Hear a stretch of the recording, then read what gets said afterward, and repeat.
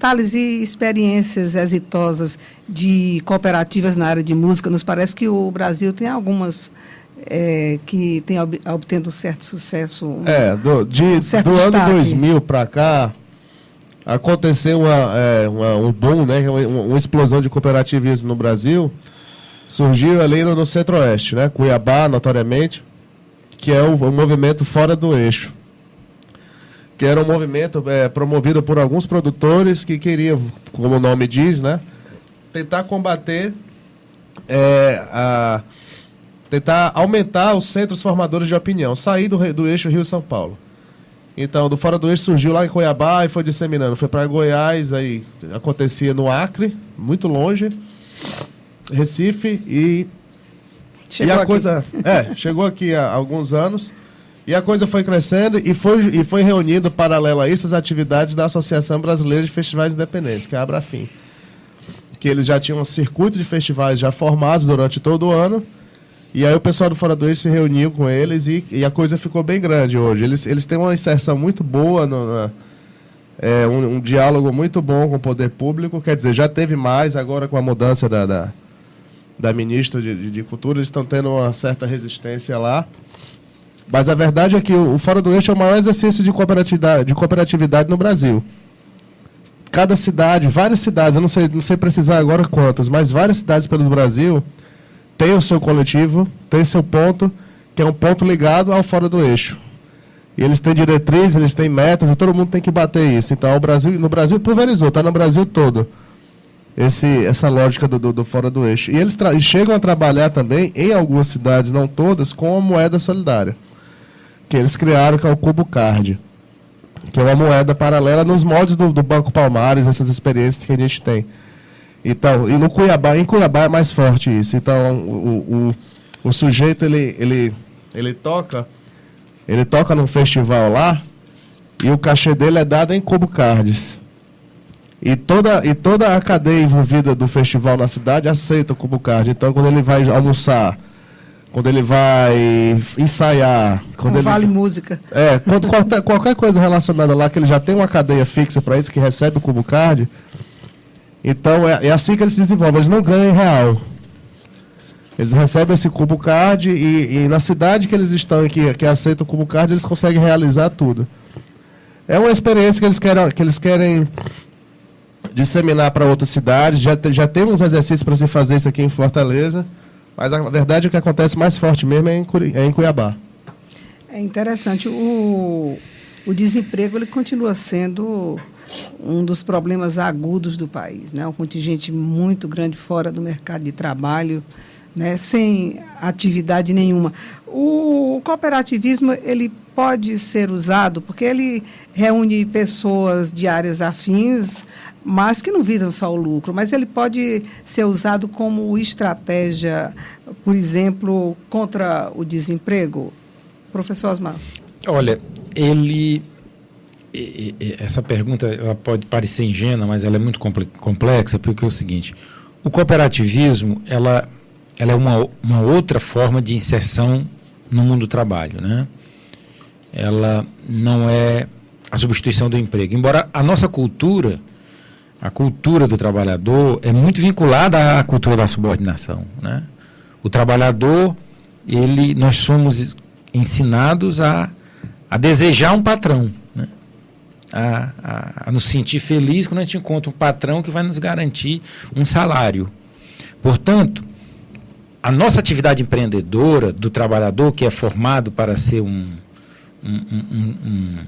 subordinado, se restringe a um aspecto da sua formação técnica ou do seu mundo do trabalho. No cooperativismo, essa visão é mais alargada, né? Porque aí inclui uma atividade que não é própria do mundo do trabalho e da subordinação, que é o empreender, né? É o gerir, é o administrar, é o conhecer o mercado, é o saber como viabilizar os produtos, quais os produtos, como eles devem ser produzidos, quais os parceiros, quais os verdadeiros companheiros, como muito bem foi dito aqui, às vezes alguns desistem. Quer dizer, essa problemática tem sido reservada aos patrões, e não aos trabalhadores, não aos produtores diretos em autogestão. Portanto, isso gera uma cultura de trabalho, e é fortemente a cultura da subordinação. O Brasil, quer dizer, estatisticamente, se você falar pelo Diese, nós estamos em torno de 12% de desempregados, pelo IBGE, é um dos países que talvez tenha menos desemprego no mundo, né? Em torno de 6%, o Brasil, né?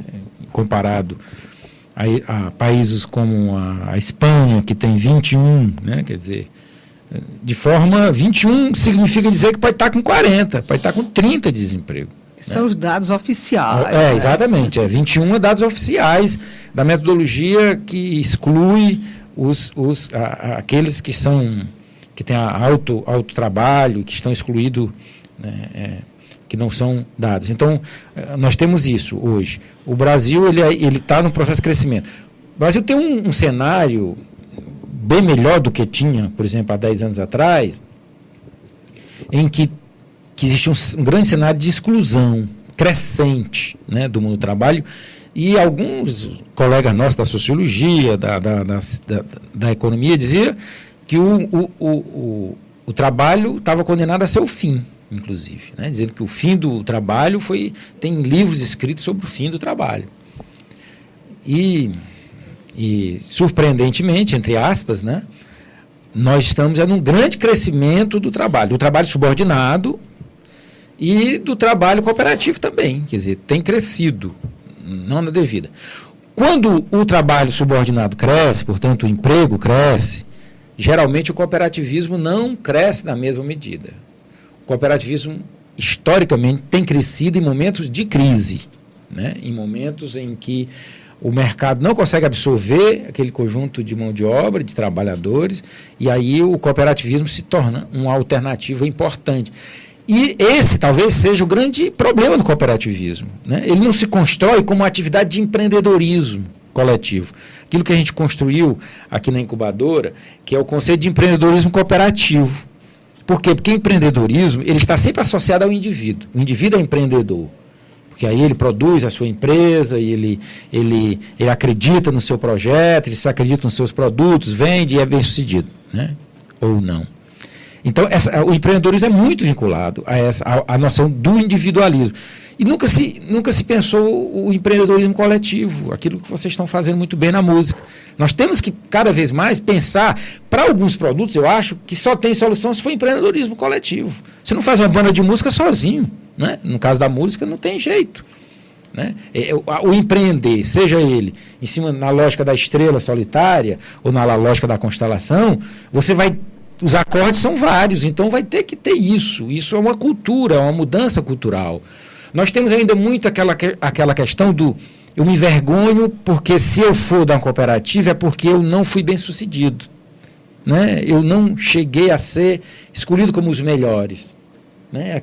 Um pouco da saudade da senzala, a saudade da subordinação, e não aquela escolha, não, eu não fui porque eu não quis, porque para o meu empreendimento, para o meu negócio, para o meu objetivo, o trabalho cooperativo é mais adequado, não é? É que me satisfaz, que me dá mais autonomia, que dá mais liberdade, portanto, ela é uma alternativa plena e realização aos indivíduos. Às vezes, não sei se todos sabem, por exemplo, a Unimed é uma cooperativa, né? No Brasil todo. Talvez seja uma das maiores cooperativas que o Brasil tem, de médicos, de especialistas na área de saúde, vários, e que é uma grande cooperativa de serviço, talvez uma das maiores do mundo, e que presta serviço de excelente qualidade, e é uma cooperativa. E muitas vezes a gente nem se apercebe disso, e acha que a cooperativa está muito associada à derrota, aquele que não conseguiu emprego, à economia de pobre, e nunca a um projeto alternativo, que seja para aqueles que não conseguem um emprego formal, né, no caso aí a economia solidária, os empreendimentos que têm mais fragilidade social, seja para uma nova forma de inserção, que garante a liberdade, a autonomia, mas a noção de que nós somos todos um time, uma constelação. E por isso nós estamos abertos à construção de saberes coletivos. Alternativa e opcional, não é? Exatamente. Nesse caso, não é por necessidade. Eu acho que o Thales poderia falar um pouquinho dessa questão do cooperativismo e desemprego, se pode ser alternativa. O professor Osmar já fez alguns fundamentos aí, mas eu gostaria que você falasse um pouco sobre isso, a partir da sua experiência mesmo. No caso da gente, ele falou dessa sensação do sujeito se sentir obrigado à subordinação, né? E é legal isso, porque, por exemplo, eu fico responsável pela construção de projetos, essa coisa.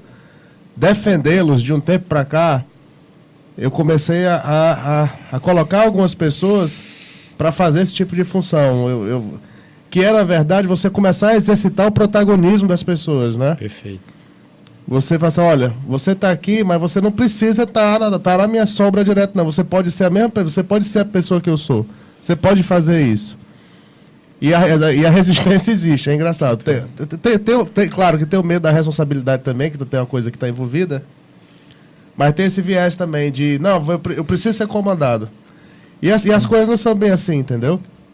E de um tempo para cá, mais e mais pessoas a gente vem absorvendo, porque a gente chama de um núcleo durável lá da produtora, que hoje em dia a gente consegue.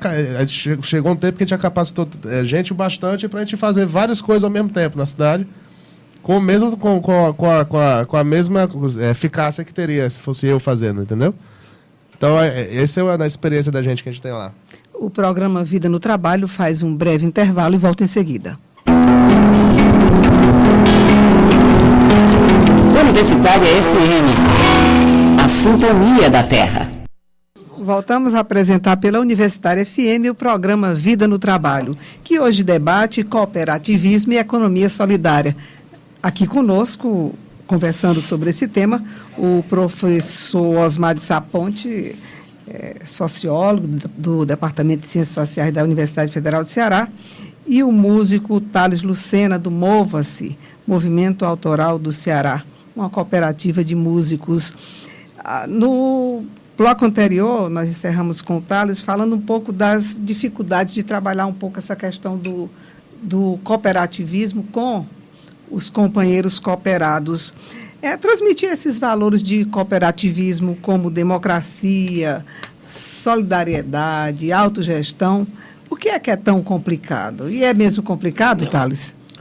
Porque é o seguinte, eu falo bastante, eu bato sempre nessa tecla.